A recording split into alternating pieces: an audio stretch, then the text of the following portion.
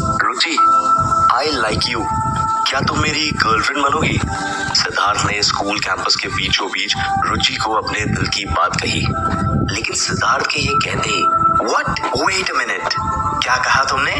मैं और तुम्हारी गर्लफ्रेंड बन जाऊं? हाँ हाँ हाँ, अच्छा मजाक है। रुचि को अपना मजाक उड़ाते हुए देख सिद्धार्थ हैरानी से बोला, रुचि तुम ऐसा क्यों बोल रही हो? मैं और तुम तो हमेशा साथ रहते हैं, तुम मेरे बगैर तो कहीं जाती तक नहीं। मैं सच में तुम्हें बहुत पसंद करता हूँ, मुझे एक मौका दे दो अपने प्यार को साबित करने का। रुचि जो अभी तक हंस रही होती है वो गुस्से से बोली, ओह प्लीज, मौका उन्हें दिया जाता है जो मौका देने लायक होते हैं। तुम्हारे साथ हंस के दो बातें क्या कर ली, तुम तो अपने आप को रॉकी समझ सही है मशीन, भूलो मत तुम्हारी सही है औकात क्या मशीन, है, समझे? सही है। और रही बात तुम्हारे हर जगह साथ ले जाने की, तो कोई तो मेरा बैग उठाने वाला भी होना चाहिए ना। अब हटो मेरे सामने से, ये तो सही हो रहा है। गर्लफ्रेंड बनाने वाले। इतना कहकर रुचि वहां से जाने लगी कि तभी सिद्धार्थ ने उसका हाथ पकड़ लिया और बोला, बॉल ऑर्डर चल ही रहा है, तुम मेरे साथ ऐसा नहीं कर सही हो ही सकती, रहा है। तुम मेरे इमोशंस के साथ ऐसे नहीं खेल सकती, प्लीज मुझे एक चांस जो अभी दे दो। चल रहा था वो, आई प्रॉमिस। हाँ वही तो ये सही है, ये वो सही है, दो सही है। सिद्धार्थ को अपना हाथ पकड़े देख और दोनों मशीन सही गुस्सा है, आ जाता है, ठीक है। और वो झटके से अब अपना हाथ सिद्धार्थ के हाथ से रुकेगा छुड़ाते नहीं, हुए अगर बोलती ज्यादा है, गाड़ी बैठ जाऊं, तुम्हारी इतनी हिम्मत कि तुम मेरा हाथ पकड़ो, ज्यादा जब तक गाड़ी तुम भी जैसे आ जाएगा ना, लोगों को मजा ना चखाया तो जाए दिक्कत ना, ना आएगी। तब तक तुम लोगों का ना दिमाग ठिकाने नहीं आता। रुको तुम, अभी तुम्हारा सारा प्यार का बुखार उतारती हूँ। और इतना कहकर रुचि वहां से स्कूल के अंदर चली जाती है। और फिर कुछ देर में स्कूल के प्रिंसिपल मिस्टर सुरेश वर्मा गुस्से से तिलमिलाते हुए सिद्धार्थ के क्लासरूम में जाकर उसे क्लासरूम के बाहर बुलाते हैं। सिद्धार्थ अपना बैग लेकर बाहर आओ अभी के अभी। प्रिंसिपल की बात सुनते ही सिद्धार्थ चुपचाप अपना बैग उठाता है और क्लासरूम के बाहर आ जाता है। लेकिन उसके बाहर आते ही प्रिंसिपल सुरेश उस पर बरस पड़ते हैं। तुम्हें स्कूल से निकाला जा रहा है, तो तुम अपना ये बैग वैग लेकर तुरंत यहाँ से दफा हो जाओ। लेकिन प्रिंसिपल सुरेश वर्मा की बातों से सिद्धार्थ को कुछ समझ नहीं आ रहा होता, इसलिए सिद्धार्थ शांति से प्रिंसिपल सुरेश से पूछता है, लेकिन सर आप मुझे स्कूल से ऐसे नहीं निकाल सकते, कम से कम मुझे स्कूल से निकाले जाने की वजह तो पता होनी चाहिए कि आखिर क्यों मुझे स्कूल से निकाला जा रहा है। दिल्ली स्कूल ऑफ एक्सीलेंस शहर के सबसे बड़े स्कूल में से एक है, और इस वक्त मिस्टर वर्मा अपने स्कूल की रेप्यूटेशन और कंप्लेंट्स की वजह से सिद्धार्थ पर बरस रहे हैं।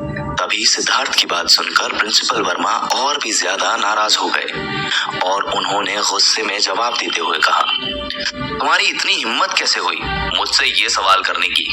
मैं तुम्हारा प्रिंसिपल हूँ सिद्धार्थ, मेरे पास ये सारे हक हैं कि मैं तुम्हें स्कूल से निकाल सकता हूँ और क्लास से भी।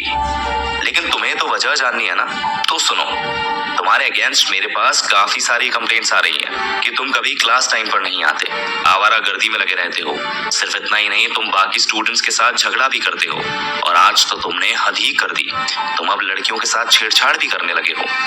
मुझे तुम्हारे टीचर ने बताया कि तुम्हें पहले भी काफी सारी वार्निंग्स मिल चुकी है, लेकिन तुमने उनको भी बेहद हल्के में लिया। हम तुम्हारे दादाजी की इज्जत करते हैं, इसीलिए इतने दिनों से सब कुछ टॉलरेट कर रहे थे, लेकिन अब सब बातों की अति हो गई है, इसलिए तुम्हें अभी की अभी स्कूल से निकाला जा रहा है। तो अब बिना कुछ बोले चुपचाप यहाँ से चले जाओ। हम अपने स्कूल का माहौल खराब नहीं करना चाहते तुम जैसे स्टूडेंट्स को यहाँ रखकर।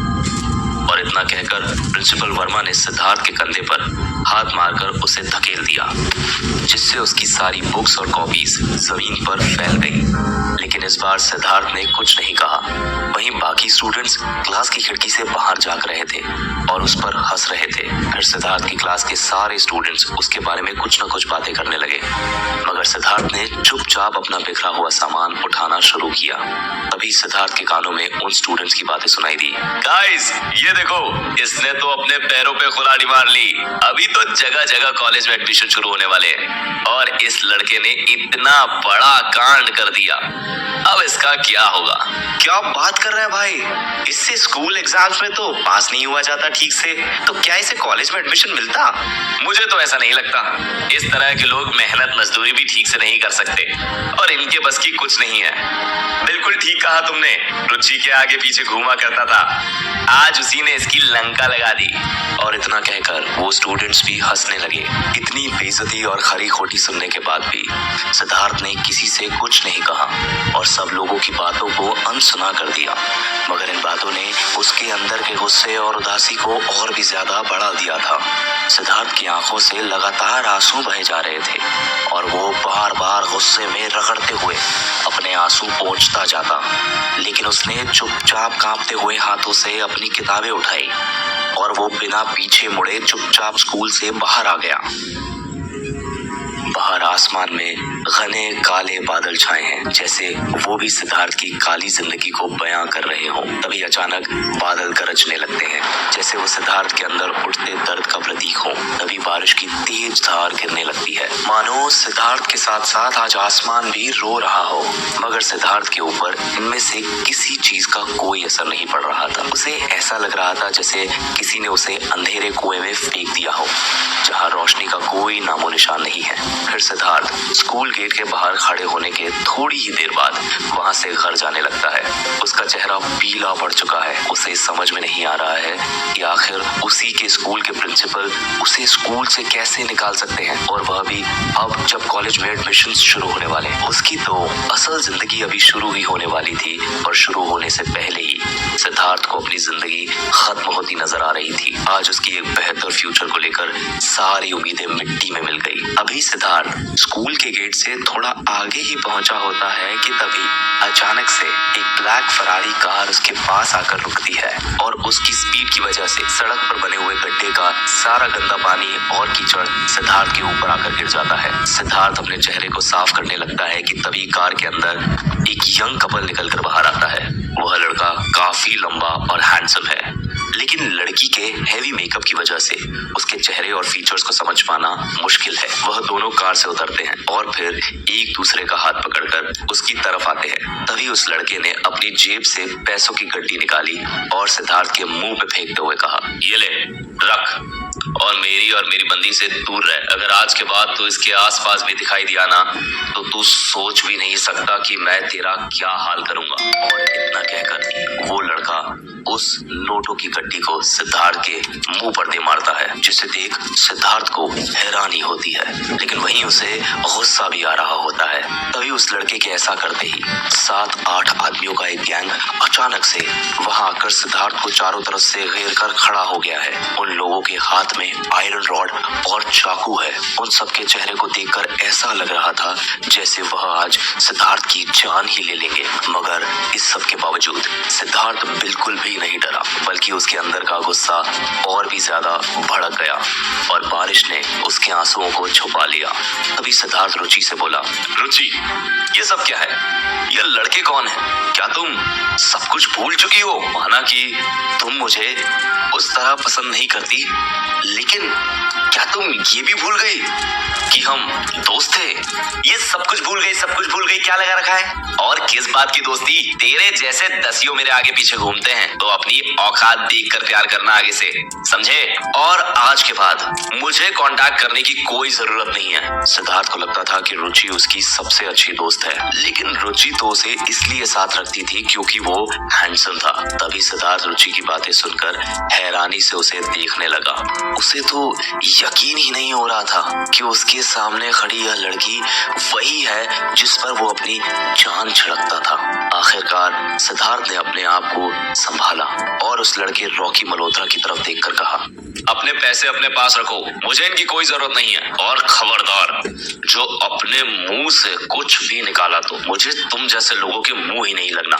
लेकिन सिद्धार्थ की यह बात सुनकर रॉकी जोर जोर से हंसने लगा और उसने सिद्धार्थ को देखकर कहा, क्या कहा? जरा इस भीगी बिल्ली की अकड़ तो देखो। मैं तो तुम्हें नीचा दिखाना चाहता हूँ, मुझे तो इसमें बड़ा मजा आ रहा है। अब चलो ये सब बंद करो और अपनी तुम हिलाते हुए ये पड़े हुए पैसे उठाओ। पर रॉकी की यह बात सुनकर सिद्धार्थ ने बिना कुछ बोले पानी में भीगी पड़ी वो पैसों की गड्डी उठा ली और रॉकी के मुंह पर मारते हुए बोला, ये लो अपनी अमीरी और अपने पैसे खुद के पास रखो। लेकिन सिद्धार्थ के ऐसा करते ही रॉकी गुस्से से तिलमिला उठा और उसने गुंडों को इशारा किया, तुम्हारी इतनी हिम्मत, मार डालो इसे। रॉकी की यह बात सुनकर सारे आदमियों ने तुरंत सिद्धार्थ को अपने हाथों में पकड़ लिया और उसे एक साथ मारना शुरू कर दिया। अचानक किसी आदमी ने उसके चेहरे पर जोरदार रॉड मारा जिसकी वजह से सिद्धार्थ जमीन पर धड़ाम की आवाज के साथ गिर पड़ा और उस वार की वजह से सिद्धार्थ का गाल फट गया था जिससे खून रिसने लगा।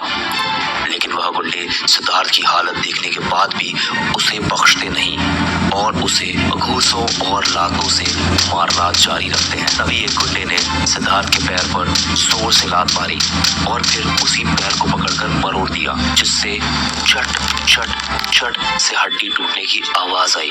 सिद्धार्थ दर्द से चीख उठा और उसकी चीख सुनकर रुचि के चेहरे की मुस्कुराहट और बड़ी हो गई। सिद्धार्थ ने रेंग कर उन गुंडों से दूर जाने की कोशिश की लेकिन तभी एक गुंडे ने सिद्धार्थ के हाथ को अपने जूतों के नीचे दबाकर मसल दिया।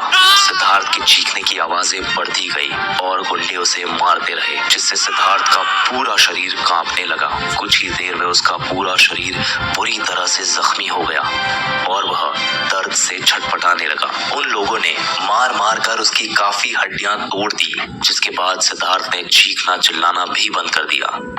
तभी एक गुंडा चिल्लाया, रुक जाओ सारे। यह सुनकर रॉकी ने कड़क आवाज में पूछा, क्या हो गया? उस गुंडे ने रॉकी को थोड़ा घबरा कर कहा, ये तो हिल भी नहीं रहा भाई, लगता है ये मर गया। तो क्या होगा आगे? क्या सच में सिद्धार्थ की जिंदगी का आखिरी दिन होगा? क्या सिद्धार्थ की मौत का खामियाजा रुचि और रॉकी को भुगतना पड़ेगा? क्या सिद्धार्थ लौटकर अपना बदला लेने आएगा? जानने के लिए सुनते रहिए तू मेरा हीरो नंबर 0 सिर्फ पॉकेट FM पर।